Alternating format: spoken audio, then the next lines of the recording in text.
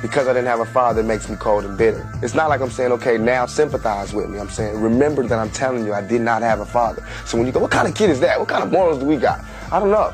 I didn't have a father, but I had pimps and drug dealers and robbers and killers telling me what I should do. You know what I'm saying? Because there was no Jesse Jacksons around. You know what I'm saying?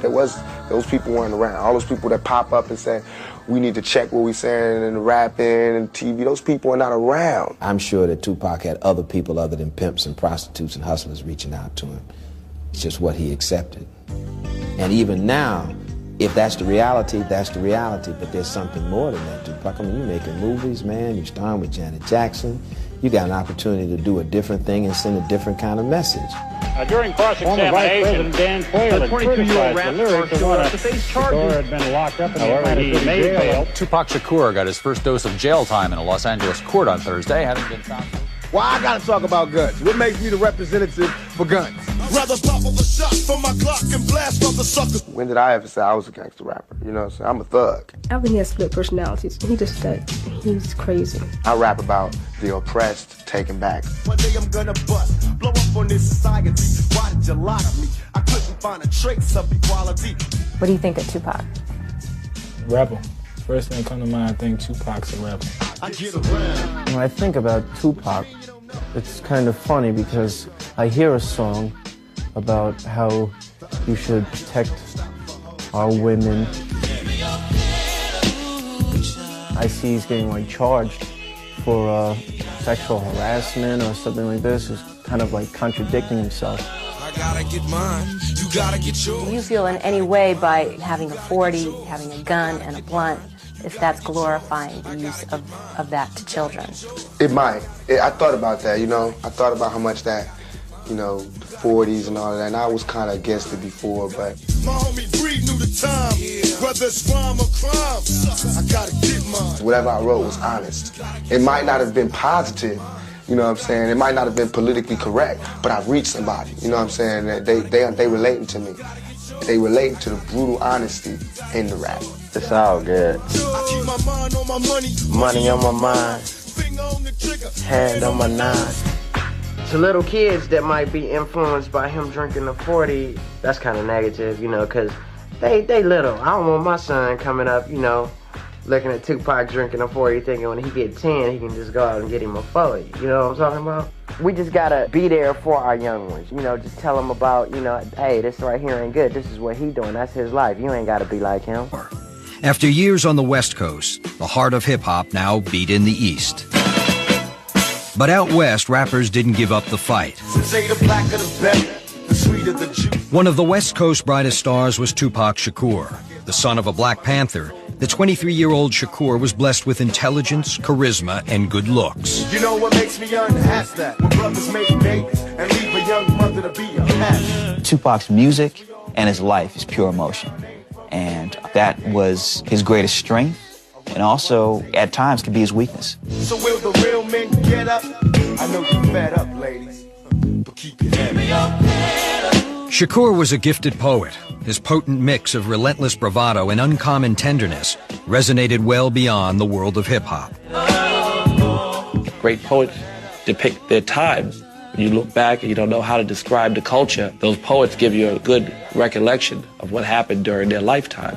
Tupac is one of those great poets. Here we go, turn it up, let's talk. I want to last to the pro getting more cash. Until then, raise up, till a young black man blaze up. But in February of '94, the young poet's fiery temper got the best of him. Much love to my brothers in the pen. See you when I free it, if not when they shut me in. He was convicted of battery for assaulting film director Alan Hughes and sentenced to 15 days in jail.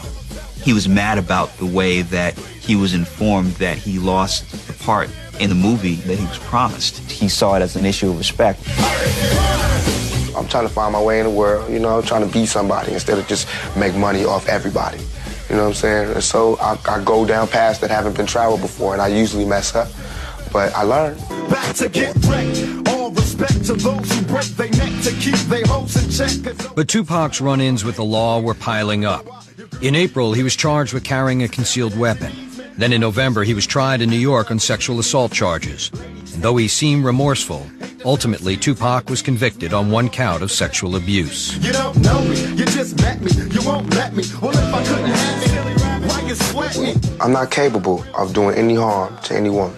I do act crazy, I do get drunk, I do have parties, I do, get into little fist fights with guys, but I'm not capable of doing any harm to a woman.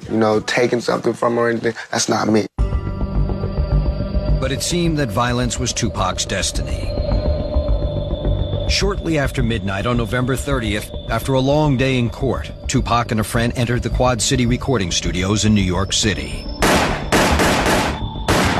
Before they reached the elevator, Tupac was shot 5 times and robbed of $45,000 worth of jewelry. He felt that his life was threatened at the hospital, and then, like hours after surgery, he went to another location. According to published reports, Tupac believed that his East Coast rivals, Sean Puffy Combs and Notorious B.I.G., were behind the shooting. At the time, in the studio upstairs, Big, Lil C's, and Puffy were there. Tupac believed that because of all these coincidences of all these people being there and all these other things that happened, that somehow the people upstairs were directly involved. Tupac's accusations sparked a firestorm of debate in the media. Soon the press believed that a war was raging between East and West Coast rappers. You're seeing certain things that somebody said highlighted in magazines about the West Coast and vice versa. It just boiled over from there. It just became a big problem. Rap artists had often confronted each other in song. Now many feared that their disputes would be settled at gunpoint. Some of the hip-hop publications and spokespeople made a terrible mistake in depicting what was an argument between two entrepreneurs into an all-out war between two coasts. Whose world is this? The world is yours. The world is yours. It's mine, it's mine, it's mine. Whose world is this? Real or not, in a little more than 2 years, both Tupac and Biggie Smalls would die in a hail of gunfire. We all acted in childish manners back then because we were just new to the game, and it was about representing your turf, so it was a learning experience, so to speak. The world is yours.